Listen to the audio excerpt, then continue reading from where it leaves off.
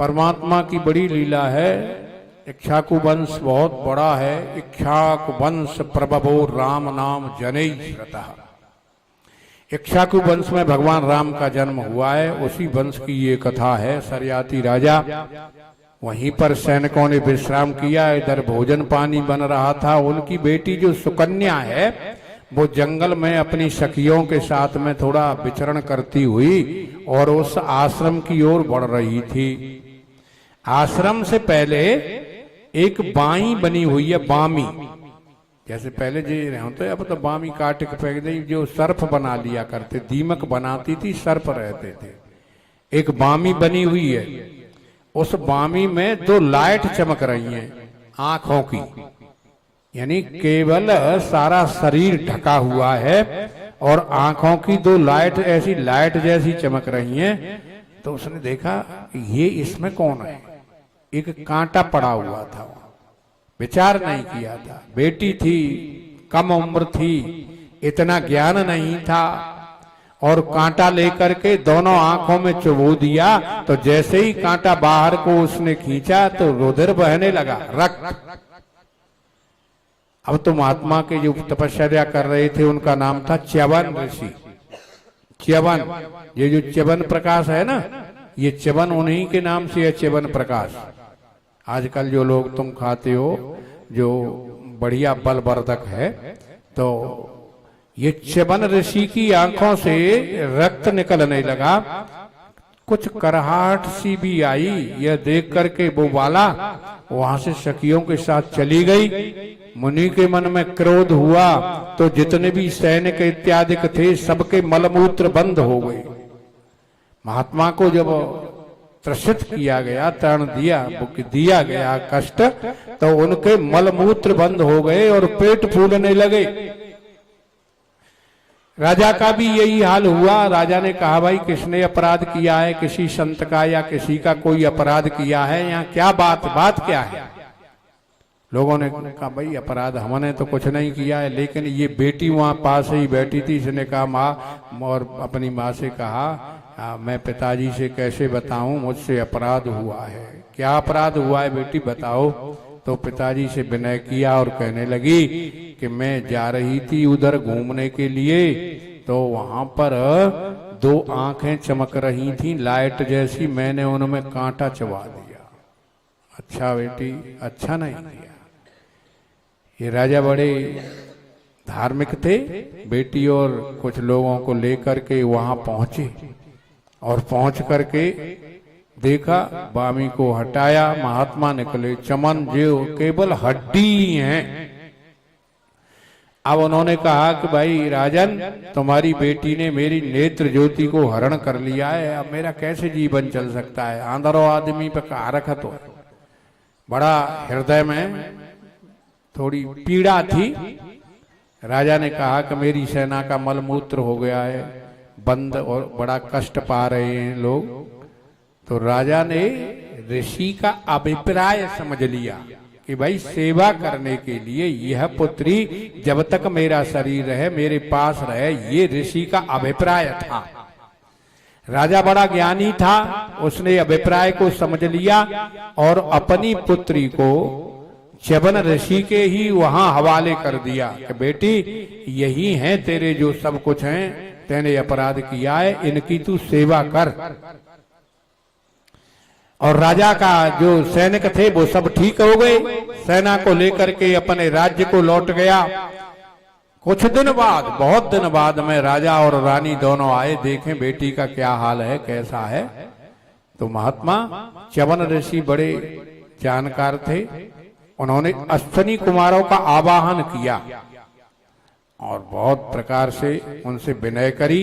ये देवताओं के वैद्य हैं अश्विनी कुमार। उन्होंने च्यवन प्रकाश बनाया, महात्मा जी ने भी उसमें जड़ी बूटियां लगाई, तो उनके नेत्रों की ज्योति भी आ गई और उनका शरीर 16 वर्ष के बालक के समान उस च्यवन प्रकाश से प्रकाशित हो उठा। दोनों राजा रानी जब आकर के उस कुटिया पर डटे तो वहां बेटी भी बैठी हुई है और एक नवयौवन युक्त पुरुष भी बैठा हुआ है बेटी के पास में।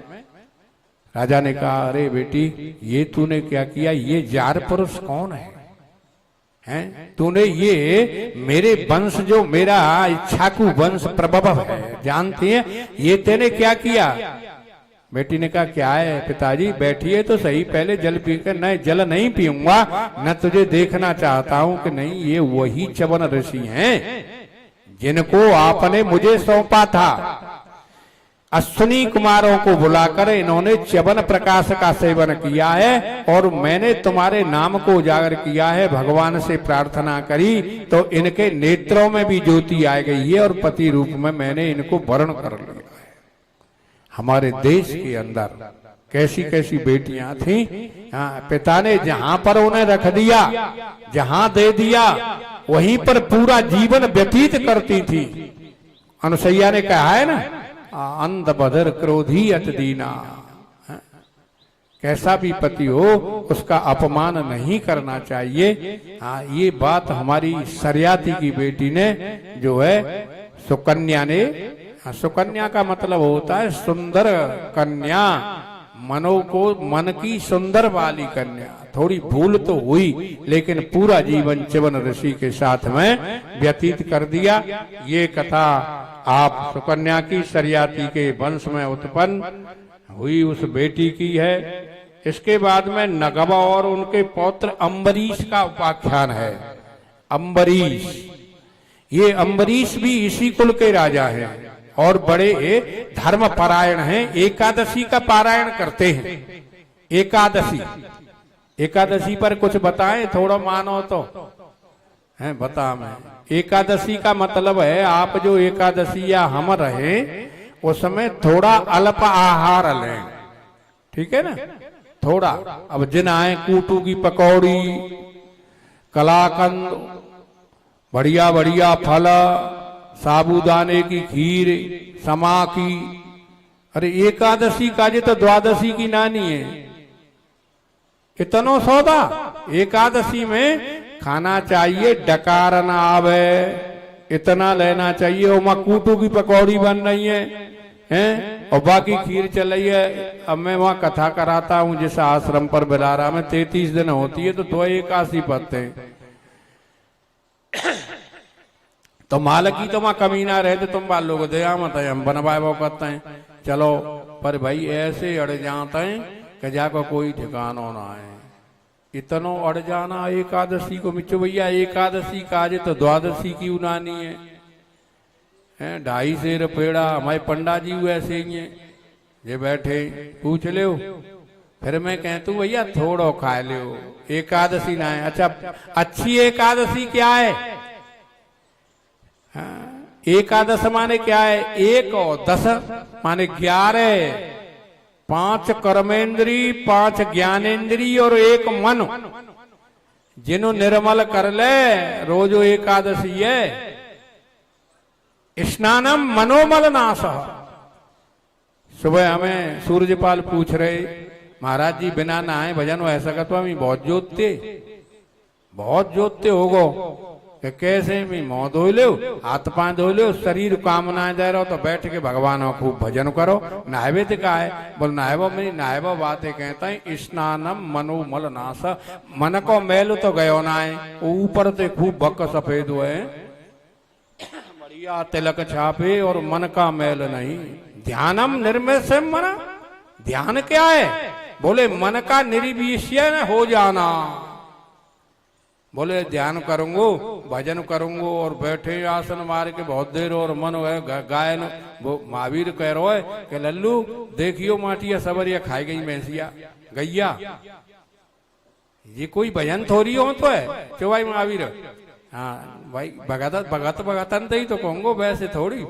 कहने का मतलब है मन में तो दाएं चल रही है और वैसे खूब भजन है। नहीं नहीं, स्नानम मनोमल नाशा ध्यानम निर्विषयम मना, मन को निर्विषय कर देना ही स्नान है। और भैया विषयों से विरक्त होना ही ध्यान है।